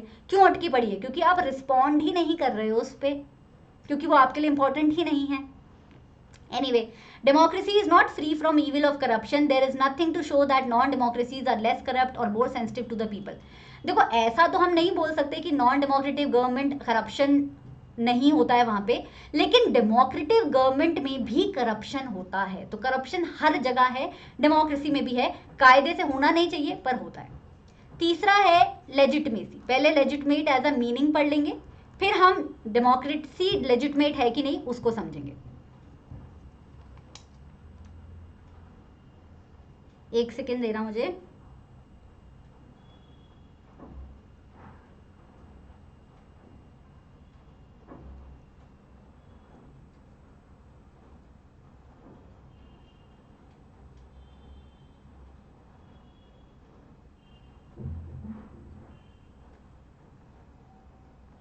हाँ जी, लेजिटमेट का मतलब होता है बच्चा जायज़, और जायज़ का इंग्लिश में मतलब होता है कि ऐसी कोई भी वस्तु या व्यक्ति जो रूल्स को फॉलो करता है, या जो रूल्स को और लॉ को फॉलो करते हैं और वो लॉजिकल बात बोलते हैं। अब सोचो, क्या डेमोक्रेसी रूल्स को फॉलो करती है, लॉ को फॉलो करती है, लॉजिक को फॉलो करती है? The answer is yes. Democracy होती ही लोगों की अपनी सरकार है, पीपल्स ओन गवर्नमेंट होती है। लोग उसे अपनी रजामंदी, अपने वोट के साथ बनाते हैं, तो वो लोगों का लॉजिक तो फॉलो करती है, लोगों की बातें तो मानती है। Democracy is suppose to be people's own government, the final decision has to be in the hand of the people. तो ये बात तो डेमोक्रेसी की माननी पड़ेगी कि वो लोगों को जितनी पावर देनी चाहिए उतनी पावर देती है, वो अपना सपोर्ट खुद जनरेट करती है। क्योंकि अगर कोई डेमोक्रेटिक गवर्नमेंट आपको अच्छी नहीं लग रही, आपने चूज की थी, आपको अच्छी नहीं लग रही, तो आप उसे बदल सकते हो। तो पूरी दुनिया में आप देख रहे हो कि आज से 100 साल पहले बहुत ज़्यादा जगह डेमोक्रेसीज नहीं देखी जाती थी। आज मोस्टली दुनिया में डेमोक्रेसीज देखी जाती है। तो वो क्यों देखी जा रही है? क्योंकि वो अच्छी सरकार है, वो जायज़ सरकार है। तो अब हर देश चाहता है कि उसके अंदर डेमोक्रेसी आए, तो उसने अपना सपोर्ट खुद ही गैदर किया है। कोई ऊपर से तो नहीं आया था आसमान से कि भाई पूरे दुनिया में जो है डेमोक्रेसी होनी चाहिए। लोगों ने ही उसे चूज़ किया है कि हमें डेमोक्रेटिक तरीके की सरकार चाहिए, राजा नहीं चाहिए, डिक्टेटर नहीं चाहिए, है कि नहीं? So it is definitely legitimate. तो अकाउंटेबिलिटी कुछ है कुछ नहीं है, रिस्पॉन्सिवनेस कुछ है कुछ नहीं है, लेजिटमेसी डेमोक्रेसी में पूरी है। ठीक है, आगे चलते हैं। Economic growth and development. देखो, कंट्री की इकोनॉमिक ग्रोथ बहुत सारी चीज़ों पे डिपेंड करती है। कंट्री का क्या पॉपुलेशन साइज है ना भाई? जितना मर्जी पैसा हो जाए, पॉपुलेशन ही बहुत ज़्यादा है तो पॉपुलेशन, पैसा जो बट जाएगा ना। फिर ग्लोबल सिचुएशन क्या है, कंट्री के बाकी कंट्री से रिलेशनशिप कैसे हैं। अभी देखो, रशिया यूक्रेन की लड़ाई चल रही है, तो फिर अभी रशिया को बहुत लोग बॉयकॉट कर दे रहे हैं, बहुत सारी कंपनीज बॉयकॉट कर रही हैं। तो ऐसी सिचुएशन में जितना मर्जी पैसा हो कंट्री के पास, कंट्री की हालत तो थोड़ी सी पतली ही रहेगी, है कि नहीं? तो ग्लोबल सिचुएशन पे डिपेंड करता है। बाकी कंट्रीज़ के साथ आपका क्या कॉपरेशन है, बाकी कंट्रीज़ आपको इज्जत देती हैं कि नहीं देती हैं, इस पर भी डिपेंड करेगा कि आपकी इकोनॉमिक ग्रोथ होगी कि नहीं। क्योंकि देखो, इकोनॉमिक ग्रोथ तो तभी होगी जब आप बाकी देशों के साथ ट्रेडिंग करोगे, exchange of goods and services करोगे। जब बाकी देशों को आप पसंद ही नहीं तो आपके साथ रिलेशनशिप नहीं रखेंगे, रिलेशनशिप रखेंगे नहीं तो आपकी डेवलपमेंट नहीं होगी। तो इकोनॉमिक डेवलपमेंट के मुद्दे में ऐसा देखा गया है, थोड़ा सा ऐसा देखा गया है कि डिक्टेटरशिप में इकोनॉमिक ग्रोथ ज़्यादा होती है और डेमोक्रेसीज में थोड़ी कम होती है। अब इसके भी अपने रीजंस हैं। डिक्टेटरशिप में एक ही आदमी या एक ही औरत होते हैं जो बार बार डिसीजन ले रहे होते हैं। फॉर एग्जांपल हिटलर का एग्जांपल लेते हैं। हमने नाजिज्म चैप्टर पढ़ा है क्लास 9th में, हमने उसमें देखा था कि जब हिटलर राज कर रहा था जर्मनी में, बहुत गलत आदमी था, इतने सारे जीव लोगों को मरवा दिया, इतने सारे अनडिजायरेबल लोग जिन्हें वो बोलता था उन्हें मरवा दिया, है ना, बहुत कुछ गलत किया। लेकिन जब वो जर्मनी पर राज कर रहा था 100% एम्प्लॉयमेंट थी जर्मनी में। जर्मनी डेवलप पूरी तरीके से हो रहा था। क्यों? क्योंकि एक ही इंसान है, एक ही इंसान को डिसीजन लेने हैं, उसका जो मन करेगा करेगा, तो उसको बार बार किसी से पूछना नहीं पड़ता था, अच्छे डिसीजन लेता जाता था और अच्छे डिसीजन बार बार फॉलो करता जाता था, राइट। एटलीस्ट इकोनॉमिक ग्रोथ में। बाकी सब कुछ उसने गलत किया। अब देखो डेमोक्रेसी में क्या होता है कि आपको बहुत सारे लोगों की बातें सुननी है, सारे मेंबर ऑफ पार्लियामेंट के ओपिनियंस आपको सुनने पड़ेंगे। तो इतने सारे लोग, इतनी सारी बातें, तो डिसीजन डिले भी हो जाते हैं और डिसीजन की क्वालिटी भी बहुत डिले हो जाती है ना। तो डिले हो जाते हैं तो इकोनॉमिक ग्रोथ क्या हो जाती है, थोड़ी स्लो डाउन हो जाती है। तो ये एक कारण है कि डिक्टेटरशिप थोड़ा सा आगे निकल जाती है इकोनॉमिक ग्रोथ में। अब वो ऑल्सो डिक्टेटर पे भी डिपेंड करेगा। डिक्टेटर को ही इकोनॉमिक ग्रोथ की नहीं पड़ी तो फिर कंट्री ग्रो नहीं करेगा। Now the next is reduction of inequality and poverty. कायदे से डेमोक्रेसी को गरीबी और अमीरी का भेदभाव मिटाना चाहिए। कायदे से डेमोक्रेसी में अमीरी के नाम पे आपको ज्यादा तवज्जो नहीं मिलनी चाहिए।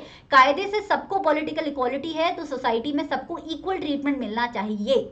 लेकिन दुनिया की डेमोक्रेसीज ये गरीबी और अमीरी का भेदभाव मिटाने में सक्षम नहीं हो पाई हैं। फॉर एग्जाम्पल इंडिया का जीडीपी ग्रोथ कितना अच्छा रहा है पिछले 10 सालों में, लेकिन फिर भी क्या हमारे सड़कों पे भिखारी दिखना बंद हो गए? The answer is no. हमारी कंट्री में बहुत अमीर लोग भी हैं जो दुनिया के टॉप 10 टॉप 20 अमीर लोगों में आते हैं, लेकिन हमारी ही कंट्री में ऐसे भी लोग हैं जिन्हें 2 वक्त की रोटी नसीब नहीं होती। तो there are poor, there are rich. होता क्या है कि कंट्री का जब इकोनॉमिक ग्रोथ होता है तो सारा का सारा फायदा आ जाता है अमीर लोगों की जेब में, क्योंकि वो ऑलरेडी बहुत प्रिविलेज है, उनके पास एडवांटेजेस हैं, उनके पास घर में गाड़ियां हैं, उनके पास एजुकेशन है, उनके पास टेक्नोलॉजी है, तो वो पैसे से और पैसा बनाते रहते हैं। लेकिन जो बेचारे गरीब लोग हैं जिनके पास फैसिलिटीज नहीं है, जिनके पास प्रिविलेजेस और एडवांटेजेस नहीं है, वो गरीब के गरीब रह जाते हैं, राइट। दूसरा एग्जाम्पल है बांग्लादेश डेमोक्रेटिक है, लेकिन फिर भी बांग्लादेश में गरीबी का दर 50% से ऊपर है, 50% से ऊपर है। तो कहीं ना कहीं गरीबी जो है रिच और पुअर की डिवाइड को मिटाने में थोड़ी सी असमर्थ रही है, थोड़ी सी पीछे रही है। तो इक्विटेबल डिस्ट्रीब्यूशन ऑफ वेल्थ होनी चाहिए पर हो नहीं पाती है। अमीरी और गरीबी का डिवाइड कम होना चाहिए पर हो नहीं पाता है। ऐसा मैं नहीं कह रही हूँ, डेटा बोल रहा है। आगे चलते हैं, इक्वालिटी की बात करते हैं। अब देखो सोसाइटी में 2 तरीके की इक्वालिटी सबसे ज्यादा इंपॉर्टेंट होती है। एक होती है पॉलिटिकल इक्वालिटी, एक होती है इकोनॉमिक इक्वालिटी। पॉलिटिकल इक्वालिटी कहती है कि सबको पॉलिटिक्स में समान हक मिलना चाहिए, सबके पास वोटिंग राइट होना चाहिए। इकोनॉमिक इक्वालिटी बोलती है कि सबके पास समान पैसा होना चाहिए। डेमोक्रेसी में पॉलिटिकल इक्वालिटी तो होती है लेकिन इकोनॉमिक इनइक्वालिटी नहीं होती है। पॉलिटिकल इक्वालिटी होती है सबको वोटिंग का अधिकार है, किसी भी जेंडर के नाम पे, कास्ट के नाम पे, रिलीजन के नाम पे ऐसा नहीं है कि आपको वोटिंग का हक नहीं मिलता है, सबको मिलता है, यूनिवर्सल अडल्ट फ्रेंचाइज है। लेकिन इकोनॉमिक इक्वालिटी तो नहीं है, सबके पास समान पैसा तो नहीं है ऑब्वियसली, है ना, वरना सब क्या होते हैं, मनीज होते हैं। Anyway, the democracies are based on political equality. They definitely ensure political equality, but economic equality is a work in progress. Try करती हैं डेमोक्रेसी इकोनॉमिक इक्वालिटी का, पर वहां पे फेल जरूर हो जाती हैं। रिच अल्ट्रा रिच होते जाते हैं, पुअर अल्ट्रा पुअर होते जाते हैं, डिवाइड बढ़ता जाता है। Next topic is accommodation of social diversity. Social diversity का मतलब सोसाइटी के भिन्न भिन्न अंग, भिन्न भिन्न communities, different languages, different culture, different पहनावा, डिफरेंट रहने सहने का तरीका, different genders, different communities, different religion, different caste group, ये सब सोसाइटी की भिन्न भिन्न कम्युनिटीज है। क्या डेमोक्रेसी इन सारी भिन्न भिन्न कम्युनिटीज को साथ में लेके चलती है? The answer is yes. Democracy definitely एक हार्मोनियस, एक पीसफुल सोशल लाइफ को प्रमोट करती है, सारे सोशल डिविजन्स को अकोमोडेट करने की कोशिश करती है। जहां नहीं करती है वहां पे लड़ाई हो जाती है, जैसे श्रीलंका में हुआ था। श्रीलंका में सिन्हालीज लोग अपनी चलाए जा रहे थे और तमिल लोगों की बात नहीं सुन रहे थे, तो वहां पे क्या हो गया था भाई, वहां पे दंगे होने शुरू हो गए थे, सिविल वॉर हो गई थी। लेकिन बेल्जियम की डेमोक्रेसी अच्छी थी, उसने फ्रेंच लोगों की भी बात सुनी, डच लोगों की भी बात सुनी, जर्मन लोगों की भी बात सुनी, जर्मन भाषा बोलने वाले, तो बेल्जियम में बहुत अच्छी हारमनी थी। तो डेमोक्रेसी ट्राई करती है हारमनी मेंटेन करने का, नहीं कर पाती है तो फिर दंगे हो जाते हैं। अगर दो समुदाय के बीच में, दो कम्युनिटीज के बीच में कोई लड़ाई हो जाती है तो डेमोक्रेसी ऑलरेडी मैकेनिज्म बना के रखती है। हमारे संविधान में सब कुछ लिखा है कि ऐसा हो जाए तो ऐसा कर लो, ऐसा हो जाए तो ऐसा कर लो, और नहीं लिखा है तो आपके लीडर्स बैठे किस लिए? आपके लीडर्स को सोचना चाहिए ना, सोसाइटी में लड़ाई चल रही है तो बेस्ट पॉसिबल आउटकम क्या है, ना कि बल्कि लड़ाई में घी डालना चाहिए कि चलो और लड़ो और लड़ो, ऐसा नहीं करना चाहिए, है ना। Democracy is best suited to accommodate different social groups. It develops certain mechanisms to reduce the tension between various social divisions. Non-democratic regime turn a blind eye to or suppress internal social affair. Dictator नहीं सुनते हैं, Hitler थोड़ी सुन रहे थे किसी की। Economic growth तो बहुत हो रही थी जर्मनी में हिटलर के राज में, लेकिन ज्यू लोगों की बात थोड़ी सुनी जा रही थी कि हमें मत मारो, मार तो दिया गया। तो डिक्टेटर्स नहीं सुनते हैं सोशल डिविजन्स में। डिक्टेटर्स क्या, मोनार्क भी नहीं सुनते हैं, राजा वाजा भी नहीं सुनते हैं, सिर्फ डेमोक्रेटिक लीडर सुनते हैं। वो भी इसलिए सुनते हैं, उन्हें पता है सुनेंगे नहीं तो अगली बार आप इलेक्शन में हरा दोगे, है ना। Ability to handle social differences, division and conflict is thus a definite plus point of democratic regime. तो इस मुद्दे में तो डेमोक्रेसी बाकी सरकारों से अच्छी है। सोशल डाइवर्सिटी डिक्टेटरशिप और मोनार्की में अकोमोडेट नहीं होती, डेमोक्रेसी में बेहतरीन तरीके से होती है। सोसाइटी में पीस बनाने की कोशिश की जाती है, लड़ाई झगड़ा हो जाए तो सुलझाने की कोशिश की जाती है, ना कि आग में घी डालने की कोशिश की जाती है। आगे चलते हैं। 2 conditions to achieve this outcome. Democracy is not simply ruled by the majority. Rule by majority does not become rule by majority community. Okay तो डेमोक्रेसी का मतलब ये नहीं है कि सिर्फ मेजोरिटी रूल करेगी। हम बोलते हैं ना डेमोक्रेसी में फाइनल पावर लोगों के हाथ में होती है, इसका मतलब ये नहीं है कि फाइनल पावर मेजोरिटी के हाथ में होती है। देखो मेजोरिटी 2 तरीके से होती है, एक हो सकती है मेजोरिटी कम्युनिटी, एक हो सकती है मेजोरिटी वोटर। मान लो मेजोरिटी वोटर की बात करते हैं, मान लो आपने और मैंने दोनों ने वोट दिया, मेरी वाली पार्टी हार गई, आपने जिस पार्टी को वोट दिया वो पार्टी जीत गई, तो क्या आपकी जीती हुई पार्टी सिर्फ आपके लिए प्रोग्राम और पॉलिसी बनाएगी कि नहीं भाई आपने वोट दिया था तो आप ही को हम अब अच्छे से रखेंगे, अब शुभम को जो है हम उसके लिए प्रोग्राम पॉलिसीज नहीं बनाएंगे क्योंकि उसने हमें वोट नहीं दिया था? ऐसा तो नहीं होता। डेमोक्रेसी सिर्फ मेजोरिटी का रूल नहीं होता, सिर्फ मेजोरिटी ओपिनियन से नहीं चलती। सोसाइटी में एक बार जीतने के बाद जो है डेमोक्रेटिक गवर्नमेंट सबको समान रूप से देखती है। मेजोरिटी और माइनॉरिटी परमानेंट कॉन्सेप्ट नहीं होते हैं। दूसरा पॉइंट, मान लो आज आपकी वाली पार्टी जीत गई, कल मेरी वाली पार्टी भी तो जीत सकती है यार। मैं चाहे जिस भी रिलीजन से बिलोंग करती हूँ, जिस भी कास्ट से बिलोंग करती हूँ, आप जिस भी रिलीजन, जिस भी कास्ट, जिस भी जेंडर से बिलोंग करते हो, आपकी पार्टी भी जीत सकती है, मेरी पार्टी भी जीत सकती है। इट ऑल डिपेंड्स कि किस पार्टी को कितने वोट्स मिले। तो ना तो मेरी कम्युनिटी का मेजोरिटी होना काम आया, मेरे रिलीजन का मेजोरिटी होना काम आया, ना तो आपके रिलीजन का मेजोरिटी होना काम आया, है ना। तो हमारे रिलीजन, हमारे कास्ट, हमारी कम्युनिटी का कोई फर्क नहीं पड़ेगा, हमारे वोट का फर्क पड़ेगा। तो मेजोरिटी कम्युनिटी द्वारा रूल नहीं होता है, मेजोरिटी वोटर द्वारा रूल होता है, और वो जीत और वो हार भी परमानेंट नहीं होती है, कभी भी पासे पलट सकते हैं। Next, do democracies lead to peaceful and harmonious life among citizens? Yes. Internal differences को अकोमोडेट किया जाता है, दबाने की कोशिश नहीं की जाती। फॉर एग्जांपल बेल्जियम, श्रीलंका में नहीं किया था तो सिविल वॉर हो गया था।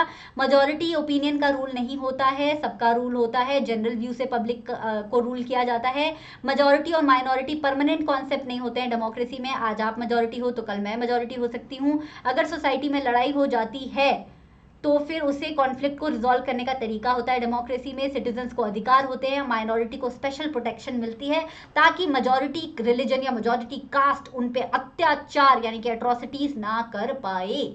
Next question, democracies are not appearing to be very successful in reducing economic inequality. Question जो है लांछन लगा रहा है डेमोक्रेसी पे कि डेमोक्रेसी जो है इकोनॉमिक इनइक्वालिटी को रिड्यूस करने में बहुत ज्यादा सक्सेसफुल होती नहीं है। पर सच तो है, सच तो है। क्या क्या पॉइंट्स लिखोगे इसमें? डेमोक्रेसी में इकोनॉमिक ग्रोथ जो है वो डिक्टेटरशिप के मुकाबले थोड़ी कम होती है। हम नहीं बोल रहे, डेटा बोल रहा है। फिर दूसरा पॉइंट लिखोगे, डेमोक्रेसी में अगर इकोनॉमिक डेवलपमेंट होता भी है तो उसका ज़्यादा फायदा अल्ट्रा रिच लोगों को जाता है, अल्ट्रा पुअर लोगों को उसका फायदा नहीं जाता। फिर आप ये लिखोगे कि डेमोक्रेसी में पॉलिटिकल इनइक्वालिटी तो सुनिश्चित कर ली जाती है, इंश्योर कर ली जाती है, लेकिन economic inequality work in progress होता है। रिच और पुअर के बीच का डिवाइड मेंटेन्ड रहता है, बल्कि कभी कभी डेमोक्रेसी में रिच और पुअर का डिवाइड बढ़ता ही जाता है। पुअर जो होते हैं वो बेचारे ज़्यादा तादाद में होते हैं, डेमोक्रेसी में ज़्यादा वोटर्स होते हैं, लेकिन फिर भी उनकी एक नहीं चलती, उनसे वोट लेके उनके लिए ही प्रोग्राम और पॉलिसी नहीं बनाए जाते हैं। For example Bangladesh, right. These many points. Next है अब केस बेस्ड क्वेश्चन। पहला केस बेस्ड क्वेश्चन है ये, take the case of dignity of women. Most societies across the world were historically male dominated society. दुनिया की बाकी सारी कंट्रीज, बाकी क्या हमारी भी country, mostly countries male dominated हुआ करती थी। औरतों को बहुत स्ट्रगल लड़ना पड़ा है अपने लिए रिस्पेक्ट और इक्वल ट्रीटमेंट की मांग करने के लिए और डेमोक्रेटिक सोसाइटी में अपनी जगह बनाने के लिए। इसका मतलब ये नहीं है कि women are actually treated with respect. इसका मतलब ये नहीं है कि आज औरतों को बहुत सम्मान दिया जाता है और इक्वल ट्रीटमेंट दिया जाता है। आज भी औरतों के खिलाफ काफी अट्रॉसिटीज होती हैं। It becomes easier for women to wage a struggle against what is now acceptable legally and morally. लेकिन अभी हमारे पास ये रिलीफ तो है।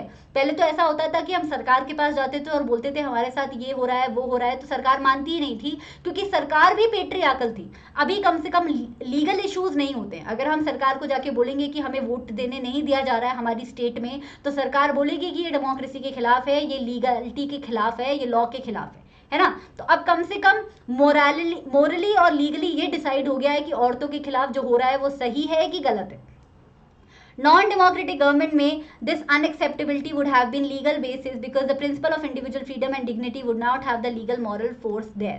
Non-democratic government जैसे कि डिक्टेटरशिप या मोनार्की, वहां पे कोई लॉज नहीं फॉलो हो रहे होते। राजा का जब मन करेगा लॉ चेंज कर देगा, डिक्टेटर का जब मन करेगा लॉ चेंज कर देगा। तो वहां आपके साथ जो हो रहा है वो अगर गलत भी है तो आप किसके पास जाओगे? अगर हिटलर जूस के साथ गलत कर रहा था तो जूस गवर्नमेंट के पास जाके बोल पा रहे थे कि हमारे साथ गलत हो रहा है? सुन रही थी क्या सरकार? सरकार ही हिटलर की थी, नाजी पार्टी की थी, तो उनकी एक नहीं चली। The same is true for caste inequalities. ऐसा ही कुछ कास्ट के केस में होता है। अगर हम लॉज नहीं बनाएंगे, जैसे ST/SC अट्रॉसिटी एक्ट नहीं बनाएंगे, या ऐसे स्ट्रिंजेंट लॉज नहीं होंगे सोसाइटी में कि अगर कास्ट के बेस पे किसी से डिस्क्रिमिनेट करोगे, किसी को मारोगे पीटोगे तो आपको पनिशमेंट मिलेगी, तो फिर सोसाइटी में चलता ही रहेगा कास्ट बेस्ड डिस्क्रिमिनेशन। और जिनके खिलाफ अट्रॉसिटीज होंगी, अत्याचार होगा, वो सरकार के पास, पुलिस के पास जा ही नहीं पाएंगे, क्योंकि लॉ ही नहीं होगा, मॉरली इनकरेक्ट ही नहीं होगा ऑपरेस सेक्शन ऑफ सोसाइटी के खिलाफ अट्रॉसिटीज करना। इसीलिए डेमोक्रेसी जरूरी होती है, क्योंकि डेमोक्रेसी में लीगली सैंक्शन होता है कि क्या सही है और क्या गलत है। There are instances still of caste-based inequalities and atrocities, but these lack the moral and legal foundation. तो ऐसा नहीं है कि ये लॉज बनाने से आज सोसाइटी में औरतों के खिलाफ कुछ गलत नहीं होता, या औरतों के या लोअर कास्ट लोगों के साथ कुछ गलत नहीं होता। आज भी गलत होता है, लेकिन कम से कम अब उनके साथ गलत होता है तो उन्हें मालूम है कि ये गलत है, और करने वाले को भी मालूम है कि ये गलत है, और वो जाके गुहार लगा सकते हैं कि हमारे साथ ये हुआ है और ये गलत था और हमें जस्टिस चाहिए। राइट यही डेमोक्रेटिक राइट्स की ताकत है कि ऑर्डिनरी सिटीजन्स को डेमोक्रेसी में पता होता है कि क्या सही है और क्या गलत है। चलो क्वेश्चन करते हैं। On the basis of given text what does democracy ensure? तो इस टेक्स्ट के बेसिस पे डेमोक्रेसी इंश्योर करती है डिग्निटी और freedom to the citizens, dignity and freedom. Next is explain any one way as to how democracy has succeeded in maintaining the dignity and freedom of citizen. कोई एक तरीका बताओ जिससे लोगों की डिग्निटी मेंटेन करने की डेमोक्रेसी ने कोशिश की है। तो आप बता सकते हो कि माइनॉरिटीज को एक्स्ट्रा राइट दिए हैं, चाहे माइनॉरिटी जेंडर के बेस पे हो, यानी कि विमेन को एक्स्ट्रा राइट देने पड़े हो, चाहे SC/STs को एक्स्ट्रा रिजर्वेशन या एक्स्ट्रा राइट देने पड़े हो, दोनों उनकी डिग्निटी को मेंटेन करने के लिए किया गया था।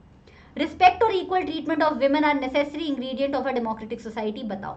ऑब्वियसली डेमोक्रेसी पॉलिटिकल इक्वालिटी के ऊपर बेस्ड होती है। अगर आप जेंडर के बेस पे ही डिस्क्रिमिनेशन कर रहे हो, जेंडर के वो ही अकोमोडेट नहीं कर पा रहे हो, दो जेंडर्स में से एक जेंडर को आप इक्वल ट्रीटमेंट नहीं दे पा रहे हो, इज्जत नहीं दे पा रहे हो, तो डेमोक्रेसी का कोई पॉइंट नहीं है। क्योंकि दुनिया में जब डेमोक्रेसी नहीं थी तब औरतों के खिलाफ अत्याचार होते थे। डेमोक्रेसी औरतों ने, दुनिया की औरतों ने सपोर्ट ही इसलिए की कि उन्हें लगा कि उन्हें रिस्पेक्ट मिलेगी, इक्वल ट्रीटमेंट मिलेगी। तो equal political and civil right as men to women is the basis of democracy, and equal economic independence और एक्सेस टू इनहेरिटेड और सेल्फ जनरेटेड इनकम। अगर प्रॉपर्टी है तो प्रॉपर्टी में भी दोनों बच्चों का हक होता है, चाहे एक लड़का हो चाहे एक लड़की हो। ये समानता, इकोनॉमिक समानता लाना, सिमिलैरिटी लाना, इक्वालिटी लाना, ये डेमोक्रेसी का बेसिस रहा है। तो political equality, social equality, economic inequality democracy में होनी ही होनी पड़ेगी, वरना ये थी ही क्यों ना। फिर तो ये क्वेश्चन आएगा कि डेमोक्रेसी अपने को चाहिए ही क्यों। ओके एक और है हमारे पास case based question.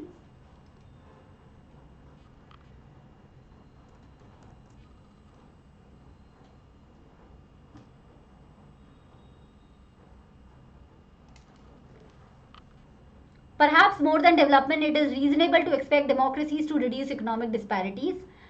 Even when a country achieves economic growth, जब एक कंट्री में इकोनॉमिक ग्रोथ हो भी जाता है तब भी उसकी वेल्थ जो है इस तरीके से डिस्ट्रीब्यूट होती है कि सारे सिटीजन्स को प्रॉपर शेयर नहीं मिलता है, सारे सिटीजन को प्रॉपर लाइफ नहीं मिलती है। इकोनॉमिक ग्रोथ डेमोक्रेसी में इंक्रीज इकोनॉमिक इनइक्वालिटी के साथ आती है। और do democracies lead to just distribution of goods and opportunities? Actually ये केस बेस्ड क्वेश्चन ना आप खुद से सॉल्व करने की कोशिश करना। ये बहुत ही अच्छा केस यहाँ पे मुझे लग रहा है। खुद से सॉल्व करने की कोशिश करना और आंसर से मैच करने की कोशिश करना अपने आंसर्स को। एक और केस दे रही हूँ, इससे भी मैच करने की कोशिश करना, ठीक है। और नीचे डिस्क्रिप्शन बॉक्स में पीडीएफ से फिर अपने आंसर को मैच करना। आंसर थोड़ा बहुत अगर इधर उधर हुए भी तो भी कोई बात नहीं है बच्चा, बस खुद से ये केसेस करने के लिए करना। मैं करवा दूंगी, लेकिन प्लीज इतना पढ़ाया है तो 10 मिनट और पढ़ा के कुछ प्रॉब्लम नहीं होगी, बट आप खुद से ये केसेस करने की कोशिश करना, क्योंकि सिविक्स में रट्टा लगा के नंबर नहीं आएंगे। सिविक्स में जब तक आपका पर्सपेक्टिव बिल्ड नहीं होगा और जब तक आप अपने हाथ से अपना आंसर लिख के नहीं आओगे तब तक नंबर नहीं आएंगे। तो करने की कोशिश जरूर करना। I will see you next time with the marathon of history and economics tomorrow. Be here sharp at 11 o'clock. Bye.